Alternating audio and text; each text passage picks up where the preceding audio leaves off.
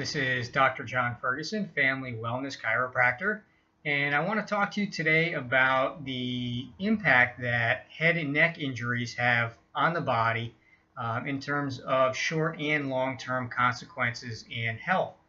A study done out of Yale University shows that it only takes 8.2 miles an hour, which is a very slow impact in things like a motor vehicle collision or looking at childhood.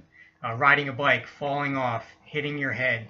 And very commonly we see in more sports, head injuries, women's soccer, men's soccer, ice hockey, football, and other sports where there's collisions or direct impact to the head.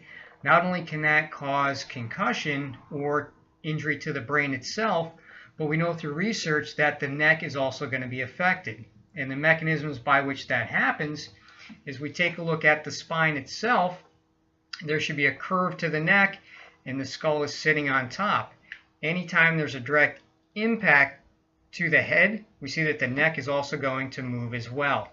Many times it goes into a whiplash type movement that causes overstretching of blood vessels, nerves, ligaments, and tendons, which can lead to short and long-term pain and problems. As a chiropractor, what I specifically look for, and the reason why we do specific x-rays and exam, is what we call a subluxation, which is a misalignment to the spine that disrupts the normal neurological flow of information. It's a disruption of the normal muscles, ligaments, and tendons that have to support the spine and the skull area as well. When those nerves are chronically irritated due to a misalignment or lack of proper curve or alignment to the spine, we commonly see things like migraines, headaches, even patients with fibromyalgia or multiple sclerosis, carpal tunnel and neck pain, neck issues as well.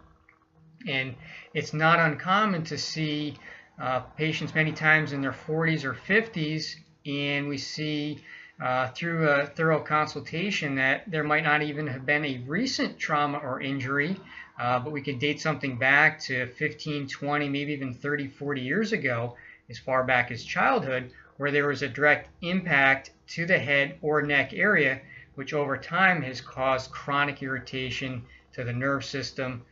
There's evidence within the spine of long-term degeneration.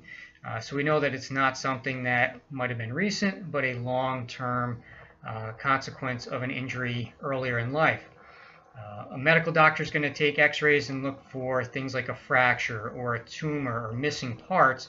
We're taking a look through a motion study of the x-ray pictures to see how well the spine is moving and whether or not there is proper alignment in curve and structure. So if you or someone you know suffering with any of those illnesses, symptoms that we mentioned, it could possibly be due to long-term injury of the head neck area and possible subluxation within the spine.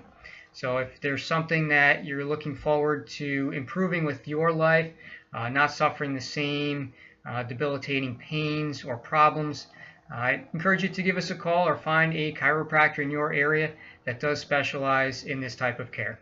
Look forward to talking with you soon.